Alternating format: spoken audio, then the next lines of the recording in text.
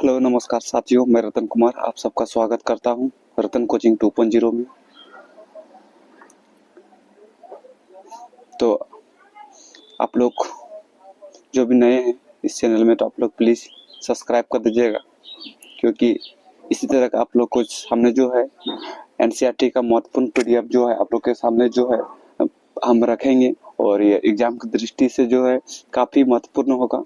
और आप जितना भी बीपीएससी टीआरई 1, 2, 3 में जो भी आया हुआ है वो सभी प्रश्न आप लोग को देखने को मिलेगा, और पूरा हूबहू जो है एनसीईआरटी बुक से हम नोट्स को बनाए हुए हैं। तो आप लोग पूरा अंत तक वीडियो देखिएगा।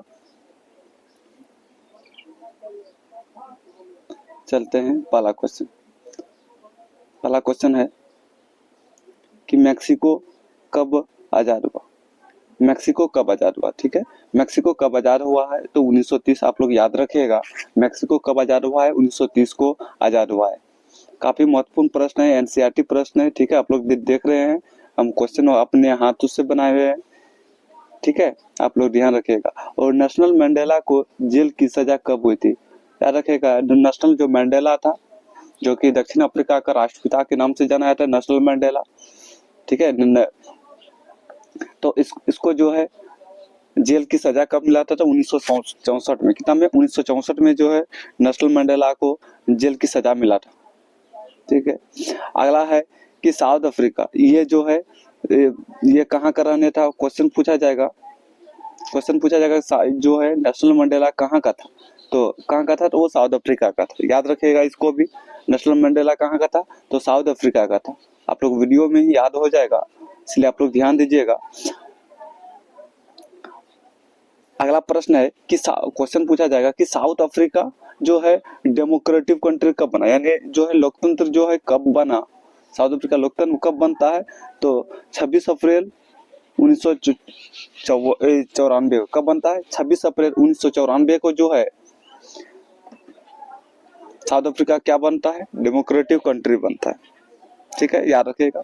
उसके बाद नेशनल मंडेला जो है, जो जेल की सजा जो हुआ था कितना वर्ष के लिए हुआ था, नेशनल मंडेला को जेल की सजा कितना वर्ष के लिए हुआ था, 30 वर्ष के लिए हुआ था। ये भी प्रश्न आप लोग को याद रखिएगा। क्वेश्चन पूछा जाएगा कि नेशनल मंडेला को जो है बीपीएससी का कोई ठिकाना नहीं है, किस तरह का प्रश्न वहां पूछा जाएगा, ठीक है। इसीलिए आप लोग ध्यान रखिएगा। तो नेशनल मंडेला को जो है कितने वर्ष की सजा हुआ था जेल, 30 वर्ष के लिए। कब हुआ था 1964 में, ध्यान रखेगा। और ये जो कौन सा द्वीप में जो मतलब कि उसको रखा था तो रोबेन द्वीप।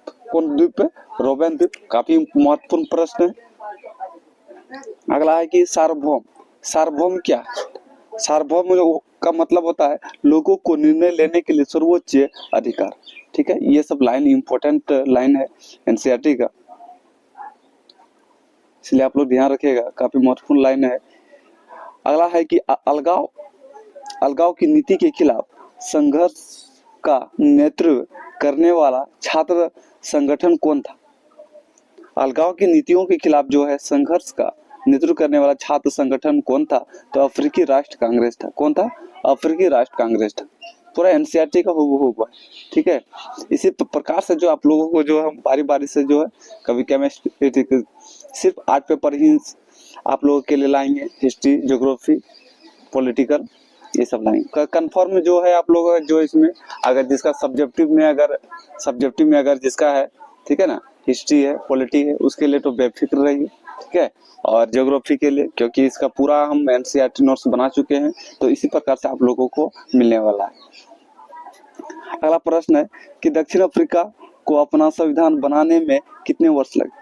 दक्षिण अफ्रीका को जो अपना संविधान जो बनाने में कितना वर्ष लगा था तो याद रखिएगा आप लोग 2 वर्ष लगा था। कितना वर्ष लगा था संविधान वो बनने में जो है दक्षिण अफ्रीका को 2 वर्ष का समय लगा था। ध्यान रखिएगा इस सब बात को आप लोग। भारत का जो संविधान सर्वप्रथम कब तैयार किया गया था, भारत का संविधान जो है सर्वप्रथम कब तैयार किया गया था, यानी तैयार जो फर्स्ट स्टार्ट हुआ था ये नेहरू रिपोर्ट के अनुसार जो है 1928 में। याद रखिएगा, भारत का सर्वप्रथम जो संविधान तैयार किया था 1928 में नेहरू रिपोर्ट कर। और जो भी नए हैं इस चैनल में तो प्लीज आप लोग से निवेदन है कि आप लोग जो है सब्सक्राइब कर दीजिएगा और लाइक भी कर दीजिएगा। अगला प्रश्न को हम लोग चलते हैं कि संविधान सभा की रिकॉर्डिंग मुद्रित होने में कितने समय खंड थे। संविधान सभा के रिकॉर्डिंग मुद्रित होने पर कितने खंड थे? तो याद रखिएगा 12 खंड थे। कितना खंड थे? 12 खंड थे।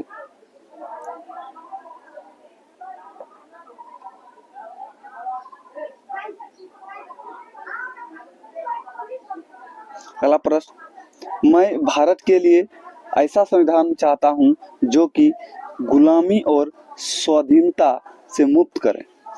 मैं भारत के लिए ऐसा संविधान चाहता हूं जो उसे गुलामी और स्वाधीनता से मुक्त करे। यह कथन कहने वाला कौन था? यह कथन कहने वाला कौन था? तो यह कथन कहने वाला महात्मा गांधी था। कौन था? महात्मा। काफी महत्वपूर्ण एनसीईआरटी का जो अभी लाइन जो बीपीएससी में हमेशा देखने को मिलता है, इसीलिए आप लोग जो है वीडियो को पूरा अंत तक देखिएगा। अगला है कि संविधान सभा का उपाध्यक्ष, संविधान सभा का उपाध्यक्ष जो है कौन था? संविधान सभा का उपाध्यक्ष कौन था? तो बताइएगा आप लोग। एच.सी. मुखर्जी। कौन था संविधान सभा का उपाध्यक्ष? एच.सी. मुखर्जी था। ध्यान दीजिएगा। अगर अगला क्वेश्चन पूछा जाएगा संविधान सभा जो प्रथम हुआ था उसमें जो है अध्यक्ष कौन था? अस्थायी अध्यक्ष। अस्थायी अध्यक्ष संविधान सभा का प्रथम अस्थायी अध्यक्ष डॉक्टर सच्चिदानंद सिन्हा। याद रखिएगा, संविधान सभा का प्रथम अस्थायी अध्यक्ष डॉक्टर सच्चिदानंद सिन्हा। अगर उसी में क्वेश्चन पूछा जाएगा कि संविधान सभा का अस्थायी उपाध्यक्ष का क्वेश्चन पूछा जाएगा तो आप लोग याद रखेगा एंथोनी। क्या रखिएगा आप लोग? एंथोनी याद रखेगा। एंथोनी जो है संविधान सभा का याद रखिएगा अस्थायी उपाध्यक्ष है, और ये अस्थायी उपाध्यक्ष है एच.सी. मुखर्जी। ठीक है ना। उसके बाद संविधान सभा का अस्थायी अध्यक्ष तो राजेंद्र प्रसाद। ये भी आप लोग याद रखिएगा। संविधान सभा का अस्थायी अध्यक्ष पूछा जाएगा डॉक्टर राजेंद्र प्रसाद। ठीक है। डॉक्टर क्वेश्चन पूछा जाएगा डॉक्टर राजेंद्र प्रसाद जो है अस्थायी अध्यक्ष कब बना था? ये भी क्वेश्चन पूछा जाएगा, तो ये भी इम्पोर्टेंट है। तो आप लोग याद रखिएगा 11 दिसंबर 1946 को जो है डॉक्टर राजेंद्र प्रसाद को संविधान सभा का अस्थायी अध्यक्ष चुना गया था। और एक क्वेश्चन आप लोग बताइएगा कमेंट बॉक्स में कि जो उद्देश्य प्रस्ताव जो है कब लाया था नेहरू के द्वारा? उद्देश्य प्रस्ताव कब लाया था संविधान में? आप लोग बताइएगा कमेंट बॉक्स में। एक्स्ट्रा क्वेश्चन ये सब बता रहे हैं, ये सब भी आने की पूरी संभावना है। तो 13 ध्यान दीजिएगा 13 दिसंबर 1946 को जो है उद्देश्य प्रस्ताव नेहरू के द्वारा लाया था। अगला प्रश्न को चलते हैं। आजादी के बाद वित्त मंत्री कौन था? आजादी के बाद जो है वित्त मंत्री कौन था? याद रखिएगा टी.टी. कृष्णा स्वामी। कौन था? टी.टी. कृष्णा स्वामी जो है आजादी के बाद जो है वित्त मंत्री थे। अगला प्रश्न काफी महत्वपूर्ण एनसीईआरटी का हुबहू हम बनाए हुए, बहुत मेहनत लगा हुआ है, इसलिए प्लीज आप लोग सब्सक्राइब कर दीजिएगा, लाइक कर दीजिएगा। असम, नागालैंड, अरुणाचल प्रदेश, मिजोरम जैसे राज्य भारत के संविधान के कुल प्रावधानों के तहत ये विशेष शक्ति जो है कौन आर्टिकल के अंतर्गत, यानी किस अनुच्छेद में? यह अनुच्छेद जो है 371 में। काफी महत्वपूर्ण आर्टिकल है। अगला प्रश्न है नागालैंड, उत्तराखंड, झारखंड जैसे राज्यों का निर्माण के आधार क्या था? इसका जो आधार था, यानी नागालैंड जो राज्य बना है, उत्तराखंड राज्य बना है, झारखंड राज्य बना है, ये इसका निर्माण का आधार क्या था? संस्कृति और जातीयता के आधार पर। क्या था? संस्कृति और जातीयता के आधार पर जो है इस राज्य का निर्माण हुआ है।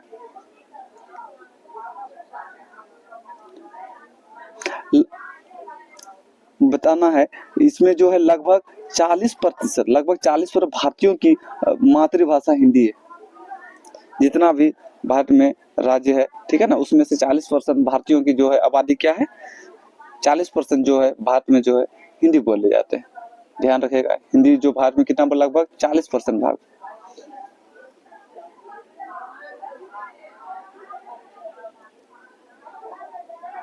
आप लोगों का हम डेली जो है एनसीईआरटी ही करवाएंगे, काफी महत्वपूर्ण होगा, यहीं से सवाल बराबर देखने को मिलता है। ठीक है ना।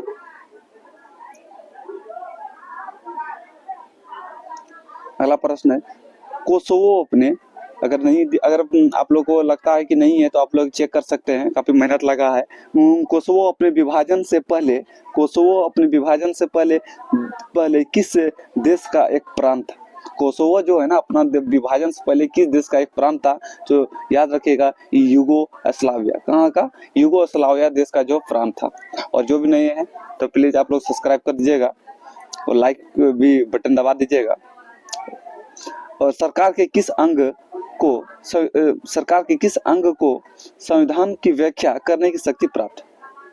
तो संविधान का जो किस अंग से जो है संविधान की व्याख्या करने की शक्ति प्रदान है, तो ये न्यायपालिका। किसको? न्यायपालिका। ध्यान रखिए। कानून बनाने की सर्वोच्च शक्ति किसमें है? कानून बनाता है उसको सर्वोच्च शक्ति किसमें है? तो संसद में। किसमें है? संसद में। आप लोग कमेंट कीजिएगा कि संसद जो कितना आर्टिकल में आता है, संसद कितना आर्टिकल में बताइएगा आप लोग। संसद कितना आर्टिकल में है? तो 7 में। कितना आर्टिकल में है? 79 आर्टिकल में संसद का है। आप लोग बता दीजिएगा कि लोकसभा कितना आर्टिकल में बताइएगा। लोकसभा कितना आर्टिकल में है? तो याद रखिएगा आप लोग 81 आर्टिकल में। कितना है? 81। आप लोग और एक प्रश्न का जवाब दीजिएगा। राज्यसभा बताइएगा। राज्यसभा कितना आर्टिकल में? राज्यसभा 80 में। ध्यान रखिएगा। अगला प्रश्न है कि लोकतंत्र के तीसरे स्तर को अधिक शक्तिशाली और प्रभावी बनाने के लिए संविधान में संशोधन कब किया गया था? लोकतंत्र को तीसरे स्तर को अधिक शक्तिशाली बनाने के लिए जो है संविधान की संशोधन कब किया गया था? 1992 में किया गया था। कब किया गया था? 1992 में किया गया था। अगला प्रश्न को देखेंगे। जिले का प्रशासन कार्यभार कौन उठाता है? जिले का प्रशासन का कार्यभार कौन उठाता है? तो वो ये उठाता है जिला मजिस्ट्रेट। कौन? जिला मजिस्ट्रेट और या कलेक्टर कहते हैं। ठीक है, ये पूरा एनसीईआरटी का प्रश्न है। किस अवधि में देश के कई राज्यों में क्षेत्रीय राजनीतिक दलों का उदय हुआ था? क्षेत्रीय राजनीतिक दल का उदय जो हुआ है कब से हुआ है? तो 1990 के बाद जो क्षेत्रीय दल का उदय हुआ है। काफी महत्वपूर्ण प्रश्न है, आप लोग याद रखिएगा। अगला प्रश्न है श्रीलंका जो है कब सिंहली राज को घोषित किया? सिंहली जो भाषा है ना श्रीलंका कब आजाद हुआ है? आप लोग कमेंट कीजिएगा पहले। श्रीलंका कब आजाद हुआ है? तो 1948 में। श्रीलंका कब आजाद हुआ है? 1948 श्रीलंका आजाद हुआ है। और श्रीलंका की सिंहली जो भाषा है ना, सिंहली भाषा को जो है राजभाषा दर्जा दिया 1956 में। कब दिया? 1956 में सिंहली भाषा को जो है राजकीय भाषा का दर्जा दिया गया है। अगला प्रश्न बताइएगा श्रीलंका में गृहयुद्ध जो है कब समाप्त हो गया? श्रीलंका में गृहयुद्ध कब समाप्त हो गया? काफी महत्वपूर्ण प्रश्न। 2009 में। श्रीलंका में गृहयुद्ध कब समाप्त हो गया? 2009 में समाप्त हो गया है। अगला प्रश्न चलेंगे कि कांग्रेस पार्टी ने किस वर्ष लोकसभा में गरीबी हटाओ का नारा दिया? जो गरीबी हटाओ का नारा जो दिया गया था इंदिरा गांधी के द्वारा, जो गरीबी हटाओ का नारा अगर पूछा जाएगा कि जो किसने दिया था, तो प्रधानमंत्री पीएम जो इंदिरा गांधी। किसने दिया था? इंदिरा गांधी के द्वारा जो है दिया गया था। इंदिरा गांधी के द्वारा दिया गया था। ये कब दिया था? तो कौन सा लोकसभा चुनाव में? तो 1971 के जो लोकसभा चुनाव में जो है गरीबी हटाओ का नारा दिया था। अगला प्रश्न पूछा जाएगा कि लोकतंत्र बचाओ। क्या है? लोकतंत्र बचाओ का नारा जो है किस पार्टी ने दिया था? आप लोग ध्यान रखिएगा। लोकतंत्र काफी वीवीआई प्रश्न है, काफी वेरी इंपॉर्टेंट प्रश्न है। ये जो है लोकतंत्र बचाओ का नारा जो किस पार्टी ने दिया था? ये जनता पार्टी के द्वारा दिया था। कब? क्वेश्चन पूछा जाए कब दिया था? तो 1977 को दिया गया था। ये भी आप लोग ध्यान रखिएगा प्रश्न। वर्तमान में उच्च न्यायालय की संख्या कितना है? तो 25 उच्च न्यायालय है, ध्यान दीजिएगा। अगला प्रश्न है कि फ्रांस जो है लिब्रे जो किस देश की मुद्रा है? लिब्रे किस देश की मुद्रा? आप लोग ये बताइएगा। तो फ्रांस की मुद्रा है। अगला है कि टाइट क्या था? चर्च द्वारा वसूल किया गया एक कर था टाइट। और टाइल क्या था? बताइएगा। टाइल जो है राज्यों द्वारा किया गया कर था। टाइट जो है चर्च द्वारा वसूला जाने वाला कर था। टाइल क्या था? राज्यों द्वारा किया जाने वाला कर था। अगला प्रश्न है फ्रांसीसी समाज में कितने प्रतिशत जनसंख्या जो है किसानों का था? फ्रांसीसी समाज में कितने प्रतिशत जो है जनसंख्या किसानों का था? तो 90% जो है किसान। अगला प्रश्न है द स्पिरिट ऑफ लॉ पुस्तक किसका है? द स्पिरिट ऑफ लॉ किसका है? मोंटेस्क्यू का है। तो प्लीज आप लोग नहीं कि आप लोग चैनल को सब्सक्राइब कर दीजिएगा, तो बेल आइकन भी दबा दीजिएगा और अपना फ्रेंड को भी शेयर कर दीजिएगा। और जिसको पीडीएफ की आवश्यकता है तो आप लोग पीडीएफ के लिए जो है कॉन्टैक्ट नंबर आप लोग को दे देंगे, तो आप लोग को कॉन्टैक्ट कर सकते हैं। ठीक है, कॉन्टैक्ट नंबर है 7277 19 425 पे आप लोग व्हाट्सअप कर सकते हैं। ठीक है, तो बस आज के लिए बस इतना ही रखते हैं। बाय।